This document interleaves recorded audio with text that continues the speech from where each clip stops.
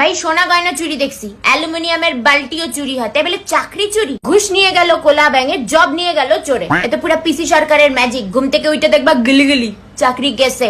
Welcome to West Bengal. বলছিলাম না যে আমার জীবনে সব থেকে বড় ভুল কি বলতো? পশ্চিমবঙ্গের জন্মানো। এইখানে থাকলে যখন তখন এপ্রিল ফুল হয়ে যাবে। আগে জানতাম প্রাইভেট চাকরির কোনো গ্যারান্টি নাই, এখন দেখি সরকারি চাকরির অবস্থা আরো খারাপ। হ্যালো গাইজ, রাই ভালো আছে গো? দিনে 4টা রিল, মাস্ট লাইফ। তাইলে এত লেখাপড়া করে কি লাভ? সে তো ঘুরে ফিরে রিলই বানাইতে লাগবে। তাই ছোট থেকে ছেলে মেয়েদেরকে hello guys, subscribe my channel বলতে শিখাও। এখন এই জবটাই সব থেকে সিকিউরড। আগে স্যার একটা সময় বলতো লেখাপড়া তো করিস না, ঠেলার চা বিক্রি করবি। এখন মনে হচ্ছে যে ঠেলার চা বিক্রি করলেই ভালো হইতো, অন্তপক্ষে পথে তো বসতে হইতো না। অন্তপক্ষে এইবার পরিবারের কি হবে এটা ভাইবে রাত্রে ঘুম তো উড়ে যাইতো না। যার যায় একমাত্র সেই জানে। এখন হয়তো বাবা মারাও সরকারি পাত্রের আশা আর করবে না। চাকরিটা আমি পেয়ে গেছি বেলা, শুনছো? এখন আর কেউ আটকাতে পারবে না।